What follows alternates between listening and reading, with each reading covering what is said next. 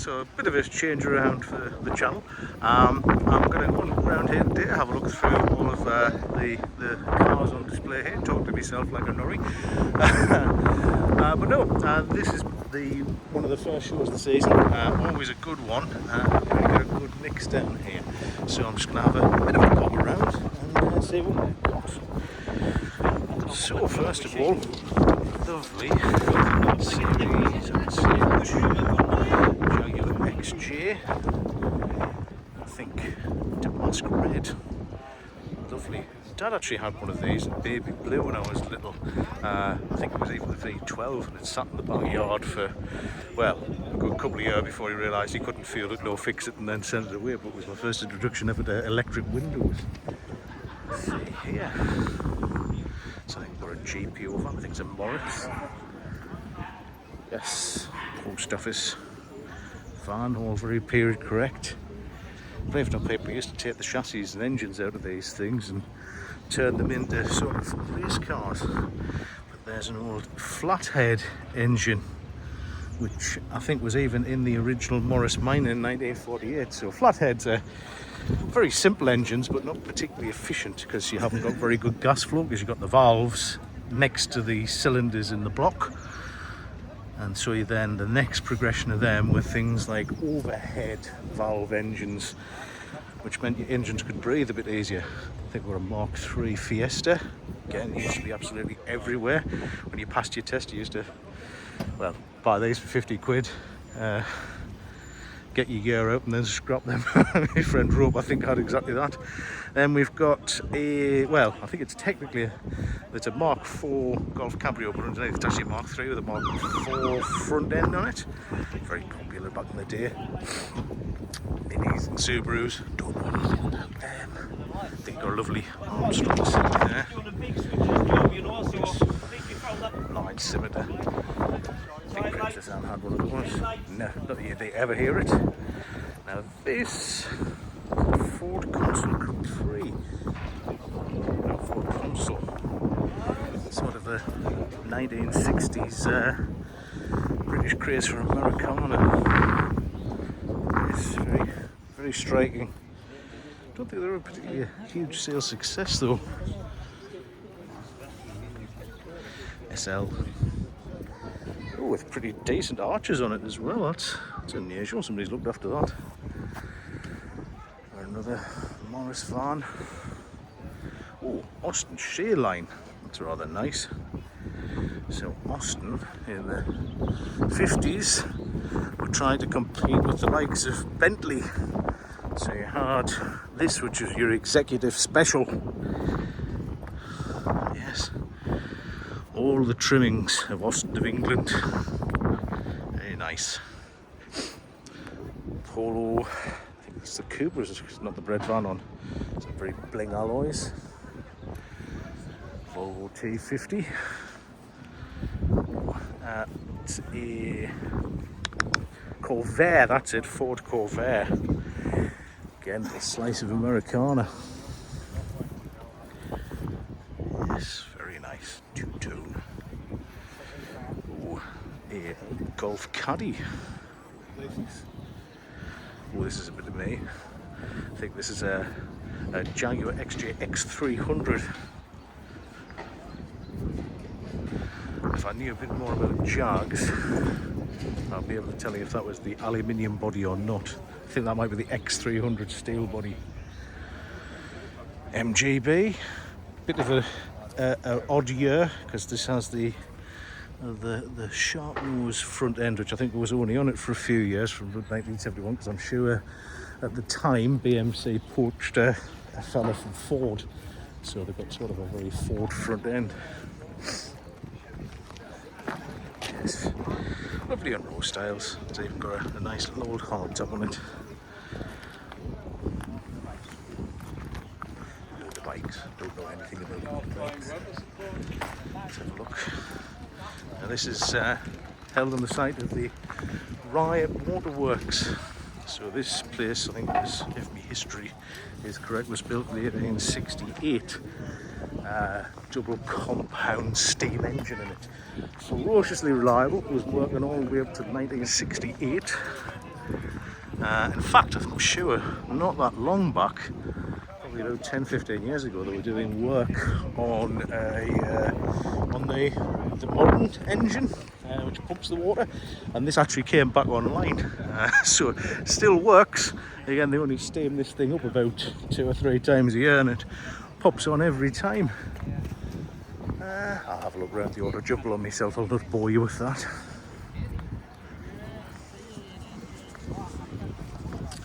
It tasted me a very reasonable cup of coffee. Oh, what we got over here?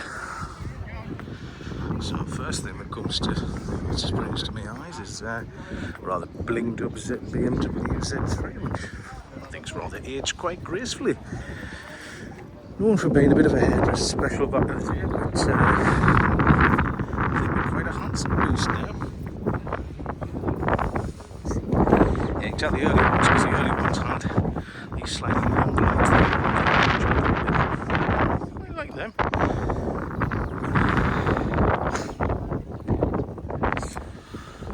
So yes, when you're doing a restoration of one of these, you've got to be a carpenter as well. Jaguar XJS. My little pet hates they didn't put the levers on those things from the factory. In fact, there's no Jaguar that left the factory since I think about 1971 that had a lever on the front, so anyone you see is being bolted on itself. Lovely. I think I want to say 800. Let's have a look at my right. I am, yes. So, Rover's partnership in the 80s and 90s with Honda.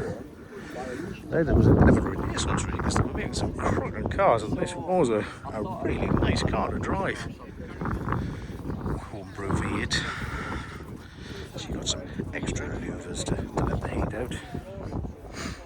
Yeah, an interesting history with the V8s, because MG at the time really rather fought having putting V8s in them. I think there was a guy ran a company called Costello's who started putting them in, and when BMC realised they were leaving money on the table, the factory then sprang into action and produced their own. But anyway, let's have actually driven one, and I actually have had about 5 minutes in one with a very nice fellow when I was down in Birmingham. Yeah, they're a bit underwhelming, because from the factory, Rover, well not Rover, so it wasn't even Rover then, but they were using Rover engines. They put a detuned engine in, so standard ones that you get in the Rover P5B would have about 150 brake. Once you put them in the MG, they had, I think it was about 137, but that's probably back in the day when they used to test them on the bench, so I don't think that's what you got to the wheels. So yeah, not quite as a powerhouse as you would think. Very rare, very, very valuable, because I think the rarest of them all is the 73s, because they still had a chrome nose on the front, and then they went to 74. 74 they started putting the rubber bumpers on for federal compliance, because these things were still selling very, very well over in America. Now, the other problem they had was, in order to get the headlights to be at the right height, because again this is a federally mandated thing, rather than change the bodywork, which would have meant changing presents and what have you, which would have been prohibitively expensive, all they did was they jacked it up. So a lot of these things, people say that, well, they ruined the handle, and they did to a certain extent, because they didn't really do anything else to it until about 1978, when they actually put like thicker anti-roll bars in it and sort of restored the height. So yeah, they were a bit compromised, but again, they weren't sort of swimming in money back in the day. But these days, it's a very simple conversion, especially if you choose one of the bumpers, because the rubber bumpers actually they bolt straight in. If you can get a hold of a second-hand Rover V8, you can even go with the original gearbox, because I think at the time they could just about handle the power. I do have to admit I had one. I've got a soft spot for that. Very nice, yes.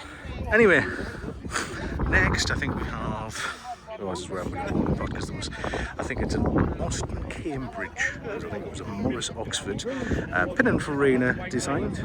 These were banger racer warriors for a while, because these were one of the first BMC cocks, and of course because you didn't have computers or anything back in the day, they just made them incredibly over-engineered and strong. So when it came to banger racing, Yeah, they were very, very important because we take a right banger, but again, 1950s-esque, even though, well, the 60s fins, but I think quite a pretty car.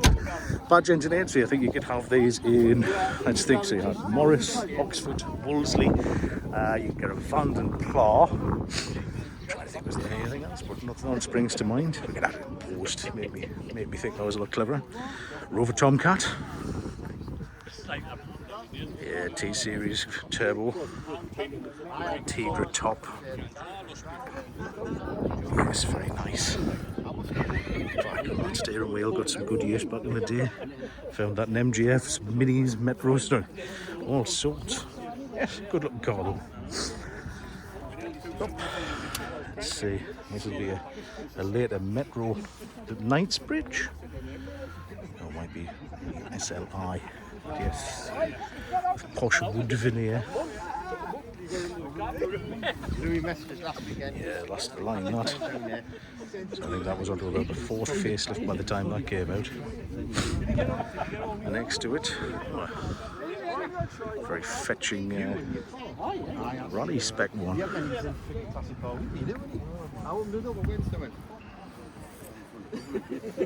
Yes, very famously the replacement for the Mini was the Metro, and great fanfare was made because, as it turned out, the Mini outlasted it.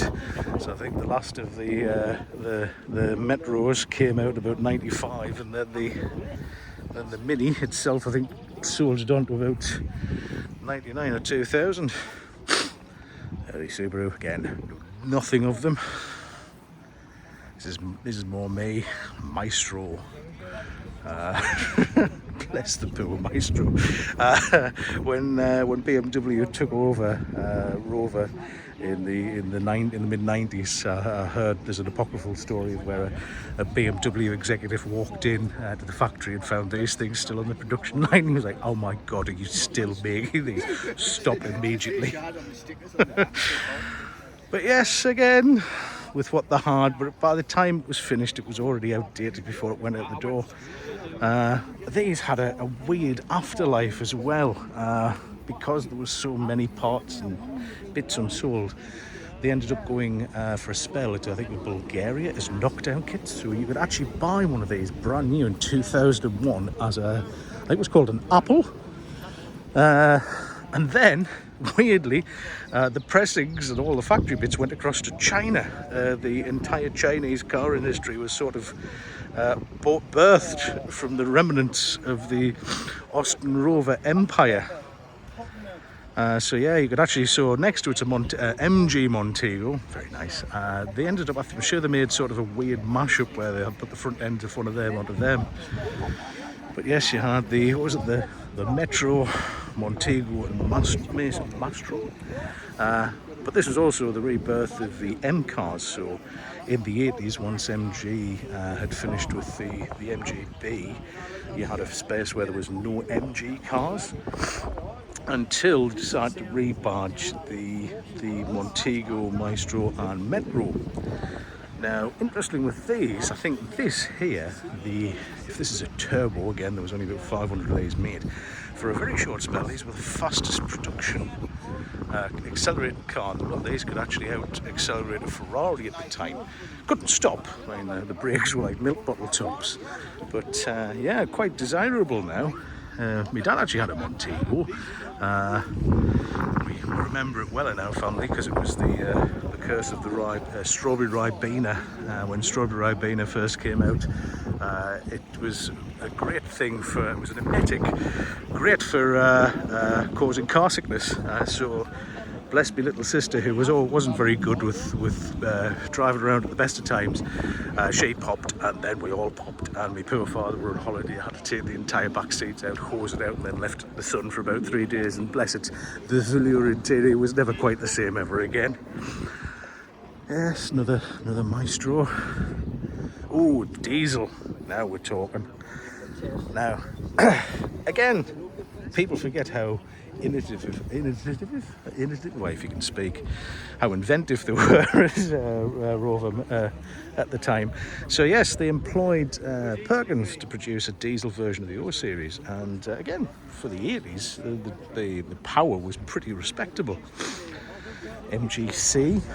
So again, there was a quest within MG to try and get a bit more power into the B, and so this was the development. So slightly bigger wheels, I think 15-inch wheels on these, but they had a great big BMC C series straight six engine. Quite hampered at the time because that's a lot of weight to have over the front. I mean, the front of it actually has completely different suspension over a regular B, but with a few little improvements. They're quite a nice GT car. And this is for it's even an auto, so it's a Borg Warner 3-speed, which in fair, I mean, you can get those in the 1.8, which wasn't great. But I imagine with a big lusty 6-cylinder engine behind it, that's quite pleasant. Big bumper B, MGF.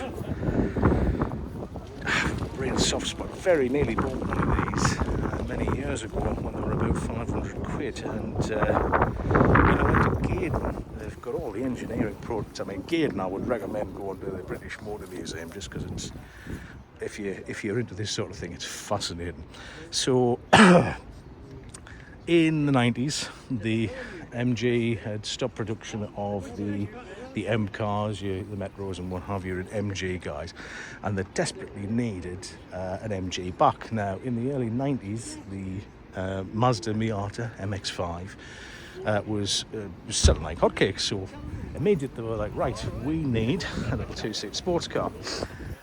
To kick them off, to get them back into the market, what they actually did is they went to Heritage panels, because they'd just started making entire bodies for MGBs. And what they did is they made, what they never made in the factory was a convertible V8 MGB called the RV8 Project Adder, which I think had a development cost of about £8 million, which in car terms is absolutely nothing. Everybody loved it. A lot of them went to Japan, but they realised we need, again, a more mass production one.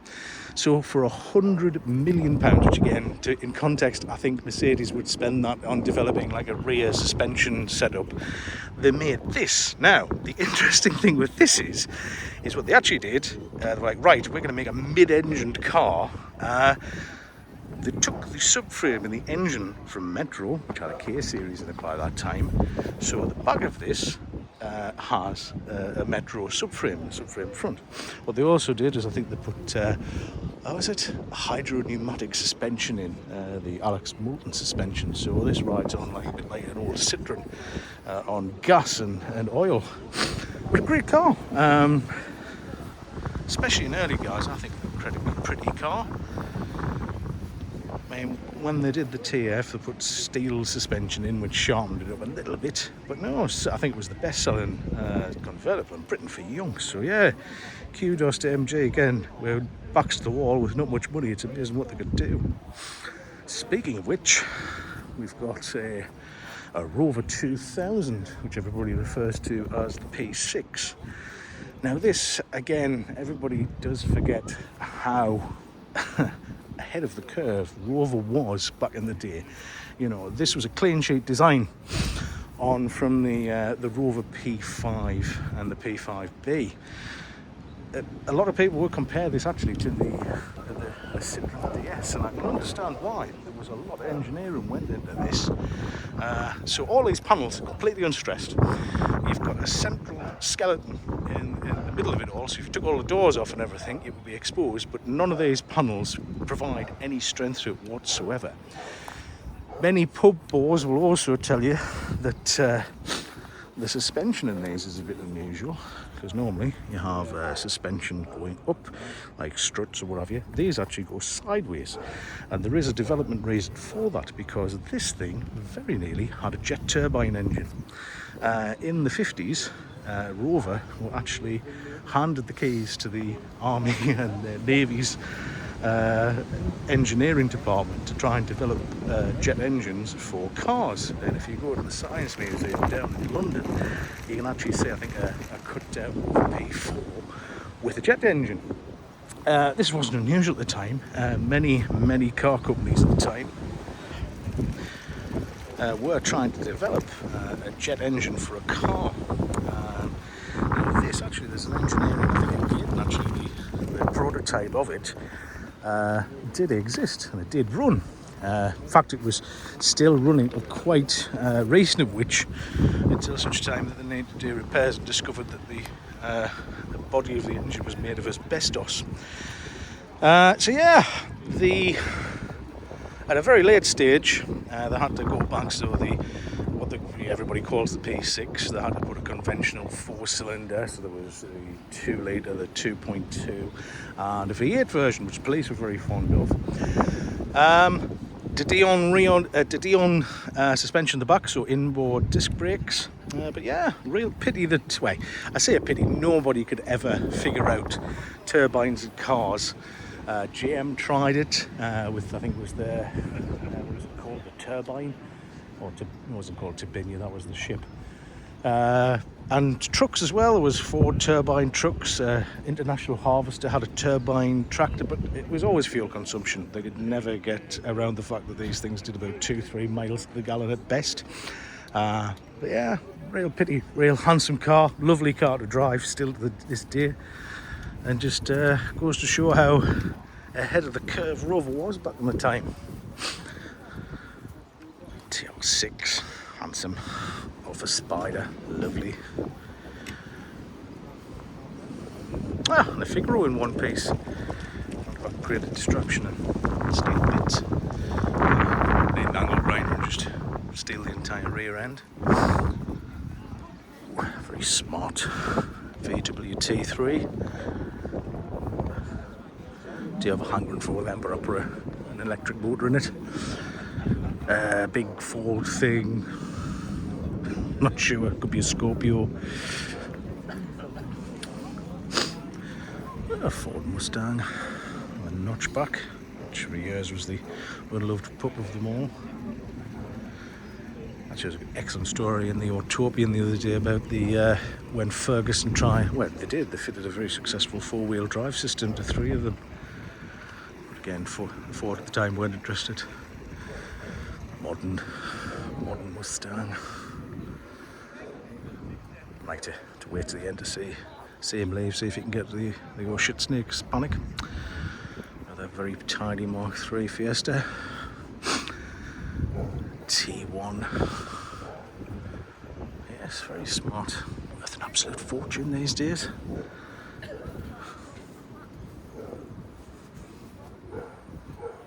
Yes, very, very nice. If only they drove as nice as they looked. Pale mix convertible. Fun little roots group. Imp. Yes. Oh, it's a Sunbeam. I want to say Stiletto, could be wrong. Jensen. Interceptor. Very, very nice. Lovely colour as well. Again, they actually did get the Ferguson 4-wheel drive system, but only about 300 of them were made. So heroically rusty one of these at the car show one year. Yes, lovely big cruiser. Similar, I think Princess Anne had one of them. MGA, lovely. Never have one of those. Type 4 notchback. There's a fella on YouTube who's put all the guts of a Nissan Leaf, and one of them works very, very well. Fast Leaf. Early 2-door Range Rover. Spen King. Yes, I think this one, it's looking smaller than it has, because it's, I think he's been rolling retro on this one. Yes, it's very nice. SX, XR3. And there's over yonder an RV8 that we were talking about earlier on.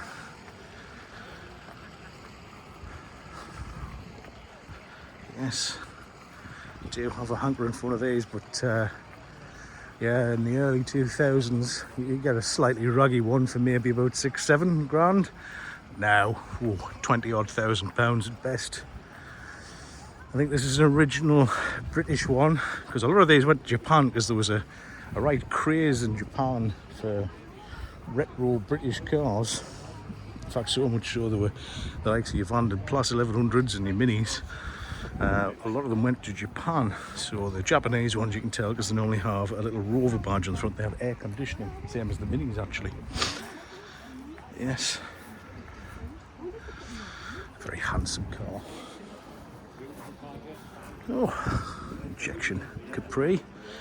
Like the one off Small Profit. Sorry, I'm just getting in somebody's way.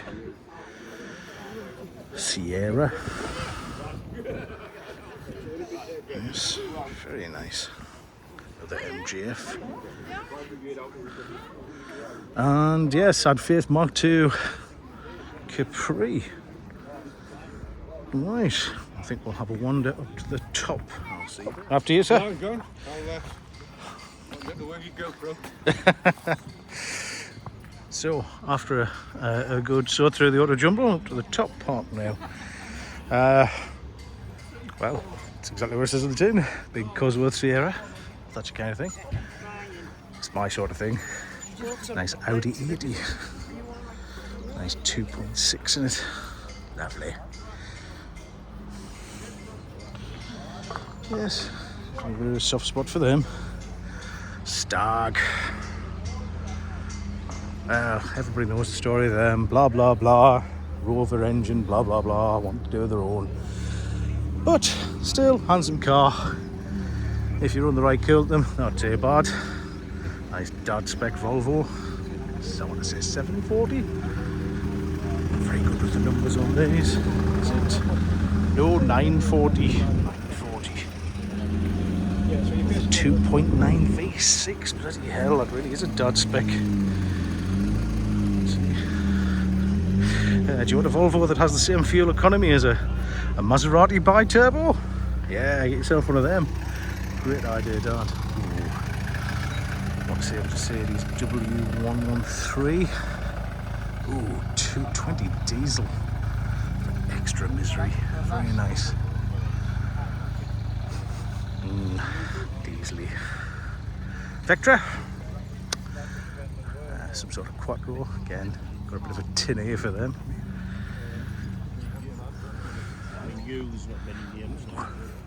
Only 90. Nice. And this is why I like this show, because you get some real oddball stuff in here. So this looks like quite an early Porsche 911, although could be a 912. Let's have a look around the back. No, this is the full fat 911. So when the early ones came out, you could actually get them with the 356 4-cylinder, like you get in a Beetle. Yes, these are the only ones that I really like. Just a handsome car, love it, very nice. Oh, another one of my favourites, Daimler V8. So Mark II, but with the 2.5 Turner V8 and it's a Hemi. Lovely thing. Give it the colour I like. Merc, very nice. Very nice early Mazda. Saab 9000. Mid-90s Jag XJ. Aye, very handsome. No idea. What are you? Still none the wiser.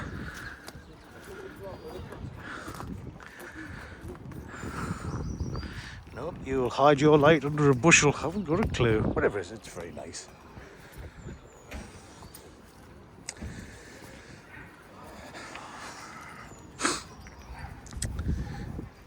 Sun's come out after that hailstorm. 4-door Mark 1 Escort. Values on your sport, values on all Fords now. Absolutely crazy. This looks like that's got quite a meaty aftermarket in.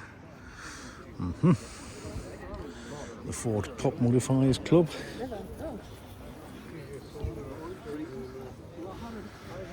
Yes, Very nice like that.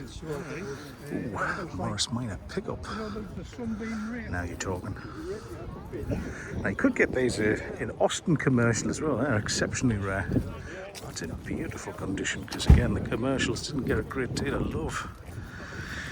Oh yes, that's absolutely gorgeous. Well done whoever's restored that.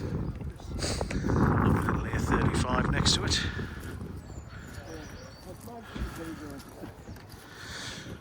Yes, like those as well.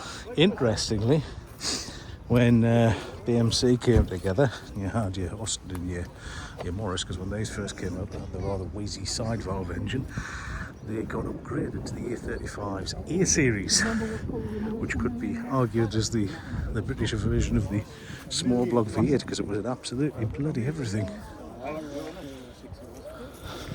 fact, it was an absolutely bloody everything until about the year 2000, because it was such a good engine, you just couldn't really, every replacement when you go to Gaydon there's a rack of prototype engines, but they just never could get them where they had as good power or efficiency as the A series.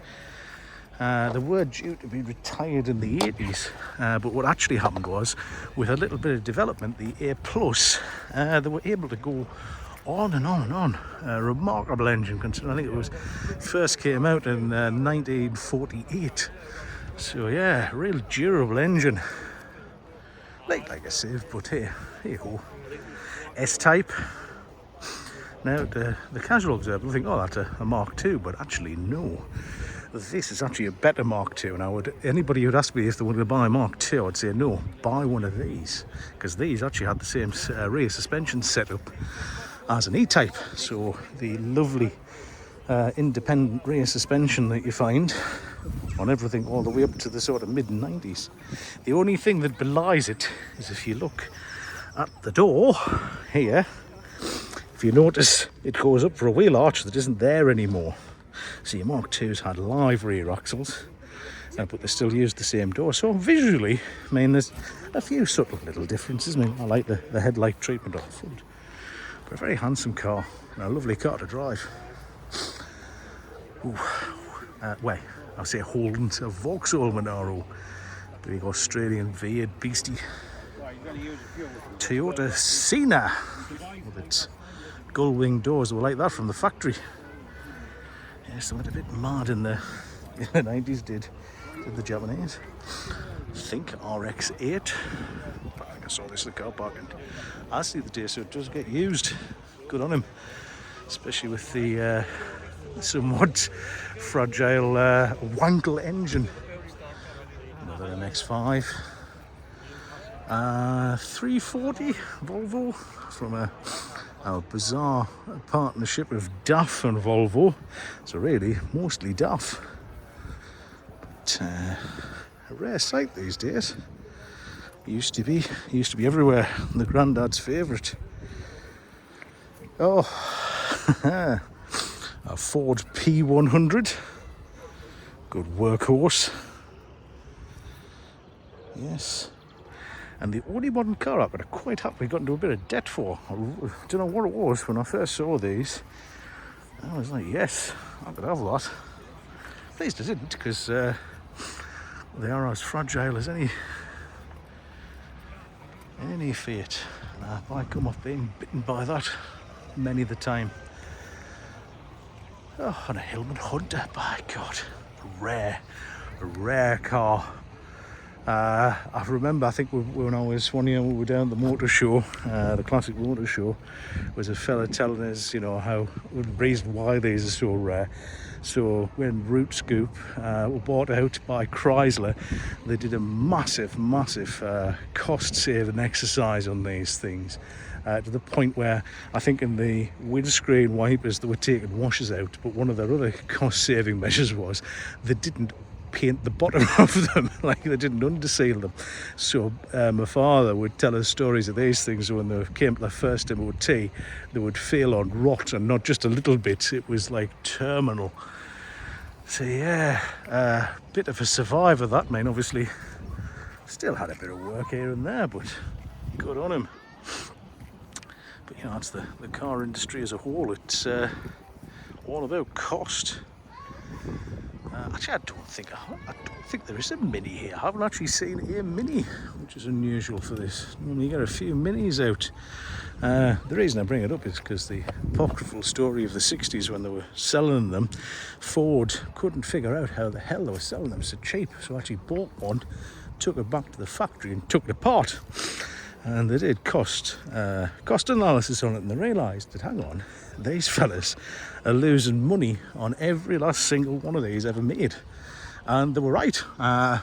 Minis, considering they started in 1959, it was only the last few years of production they were actually making any money on them.